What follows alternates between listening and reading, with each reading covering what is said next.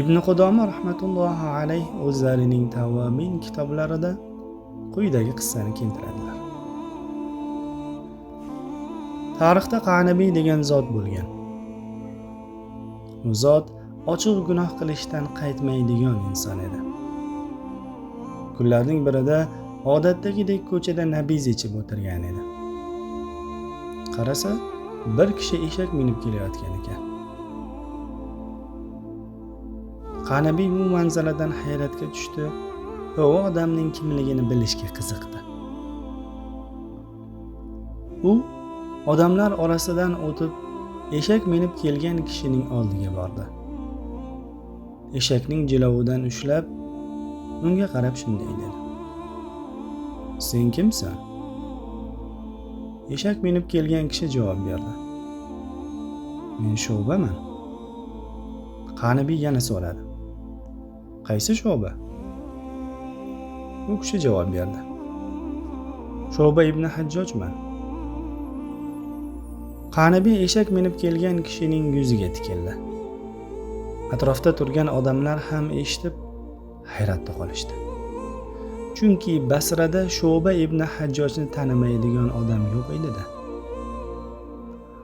U zot hadis roviylarining eng buyuklaridan, ummatning muhaddislaridan biri edi. Qanabiyning savoliga Imom Shu'baning shogirdlaridan biri javob berdi: "Bu kishi hadis rivoyat qiladigan muhaddis." Qanabiy hayron bo'lib so'radi: "Muhaddis nima qiladi?" Odamlar unga hayrat bilan qarashdi. Chunki Qanabiy hadis ilmida shu qadar mashhur bo'lgan bu insonni tanimagandi. Qanabiy yana so'radi: "U nima sotadi?" Odamlar javob berishdi: "U hadis rivoyat qiladi."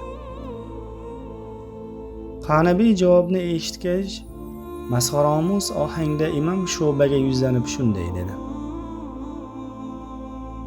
"Menga bilganingdan bir hadis aytib ber."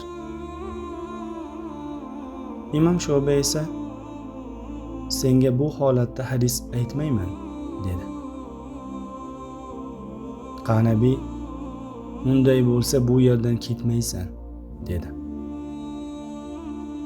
Imom Shu'ba Qanabiyga javob berish uchun yuzlanib shunday dedi: Abu Mas'ud Badri radhiyallohu anhu dan rivoyat qilinadi. Payg'ambar sollallohu alayhi va sallam aytdilar: "Iza lam tastahi fasna' ma shi'ta." Agar uyalmasang, bilganingni qil.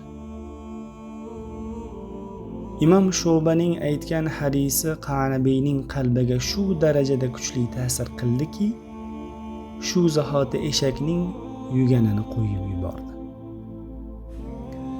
Qilgan gunohlarini eslab yig'lay boshladi. So'ng esa Alloh taologa tavba qildi. Bu voqeadan so'ng Qanabiy ilm izlay boshladi. Kim hadis ilmining eng bilimdoni deb so'rab surishtirdi. Odamlar unga Madinadagi Imom Malikning huzuriga borishni maslahat berishdi.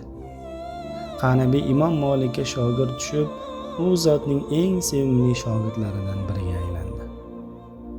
Allohim Imom Qanabiy rahmatullohi alayhidan o'zing rozi bo'l.